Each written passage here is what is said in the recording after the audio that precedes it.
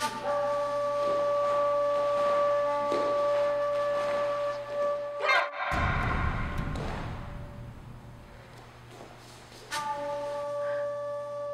Kayla Chow, I'm 21 years old and I train at Chow's Taekwondo Academy.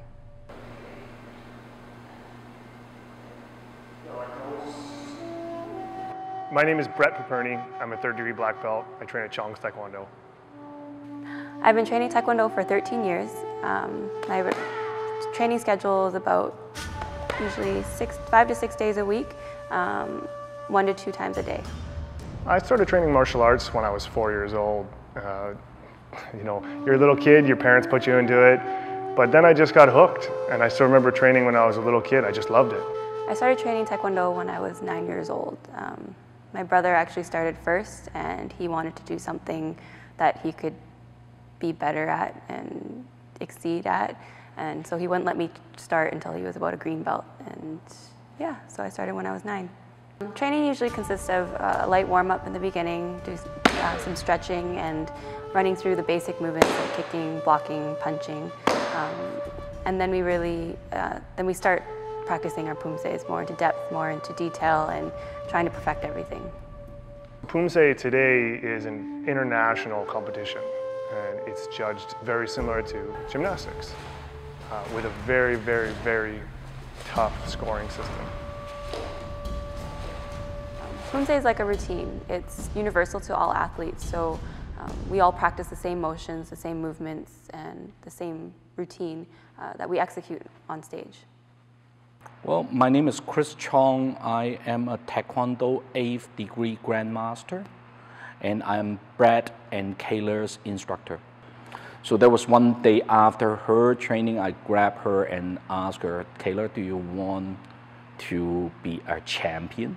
And then she looked at me with her eyes big, and then I said that, you know what, let's train for 6 months. We go for the BC Provincial Championship. At that time, she was a red belt. So I said, I want to train you to be a gold medalist. And she said that, can I? I said, do you trust me? If you do, let's try it. So she trained really hard for 6 months, and then she went to the Provincial Championship, the forms competition, the poomsae competition. There were 3 judges. The highest score is 10. And the lower score is 0, of course. And she got, I think, 9.5 and 210. Training with Brett is just, he's like my big brother. We're there to motivate each other, support each other, and it's just, you know, training by yourself is not the same. And so having somebody there like Brett it just makes it that much better. Kayla, despite being 21, she's a 4th degree black belt and a master to me. Kayla has been my training partner for years, really my inspiration. I saw her success and I wanted to be up there with her. So together, with her help, we're making it happen. She's an unbelievable athlete, and not only that, a national champion. We were overseas in Beijing, 2006, at training camp. Kayla and I went, and it was a great experience, you know, to see how other athletes train, and really see how it's done outside of our local area. You know, shortly after I got home from Beijing, I ran into some heart complications. Minor, but still, you know, there was an issue that needed to be resolved. I had to see a number of specialists. Nobody could really figure out what was going on at first. Finally got diagnosed with something minor that was corrected. You know, so it was just another hiccup in the road. It basically slowed down my training again and almost to a dead halt. You know, it took time. It took about 6 months before we could really figure it out and get the green light to go back again.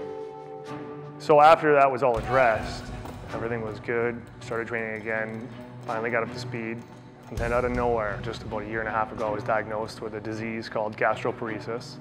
And it's basically a delayed emptying of the stomach, and I was having a very, very tough time digesting food, and my eating habits were really all over the place, and started noticing major fatigue and weight loss, and I just, no strength, couldn't sleep, and it just progressively got worse and worse. You know, and it was a battle. It took me out of training, and it took me out of everything, you know. Not only did it affect me, I saw the effects on people around me too, and that's what hurt the most. not being able to train and seeing how it affected everybody else. You know, we're talking, I would eat and unbearable pains almost any time I ate, no matter what I ate. So, you know, imagine not being able to eat anything, you know, or not even having a desire to eat anymore because you know it's gonna be painful.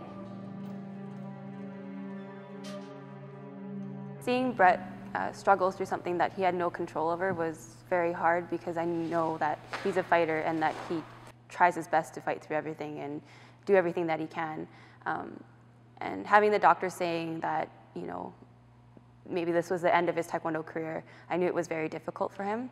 I'm Brett's chiropractor. I've known him 12 years now, and we've been up and down all over the map with his care since then. 2003, his health history took a turn for the worse in terms of a motor vehicle accident. He was T-boned while driving and flipped his vehicle and sustained a large amount of injuries to his body. An accident that, if you looked at the pictures of the accident afterwards, you'd swear that somebody had died in the vehicle.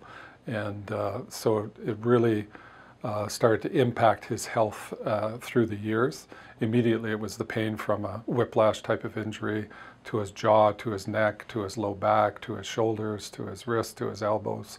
It has led to a lot of dysfunction in his upper neck area, the jaw itself, which then has had an effect down the road that led to quite possibly some of the heart issues that he's had.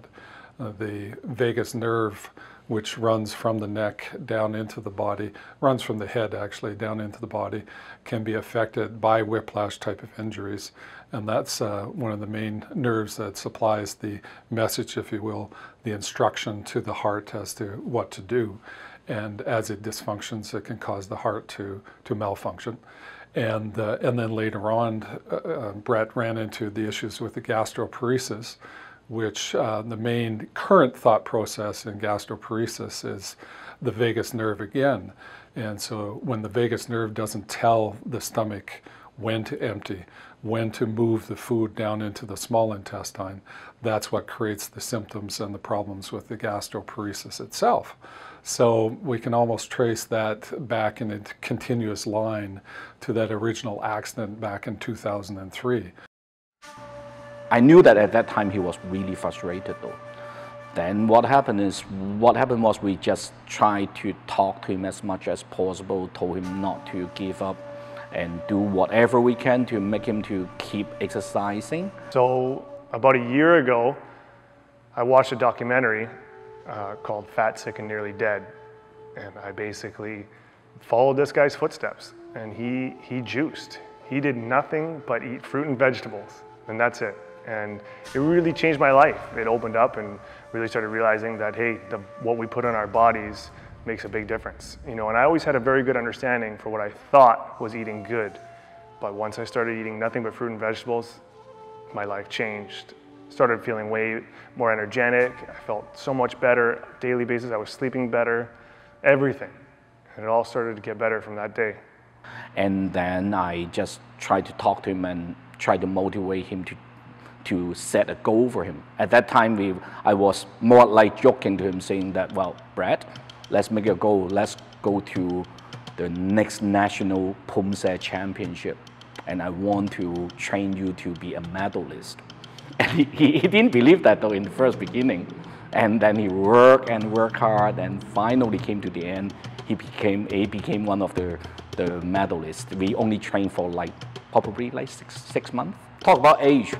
Brett is more mature, he is older than Kayla, but when we are talking about Taekwondo training, Kayla is Brett's senior, how we call senior and junior, because Kayla trained longer. So I think when they were training together, a lot of time is when Brett had any difficulty in technique matters, Kayla would help him a lot. But at the same time, when Kayla had any problems, sometimes other than Taekwondo, Brett would help. And that's how they built up their friendship. And now they both had the same goal, training poomsae, training forms. So they are way, way closer than before, and they are helping each other a lot though. I'm also hoping to become a police officer. I have a few family members that are police officers right now, and I just have kind of grown up with that career, and it's just really interested me in the last few years. I also hope to teach young kids and just share my experiences and knowledge with them. It's really rewarding to see little kids succeed and have fun with the sport as well. It's a passion. It's my life. It's the drive of succeeding. It's everything. You know, wake up, Taekwondo, that's what it is. It's just, without Taekwondo, I wouldn't be me.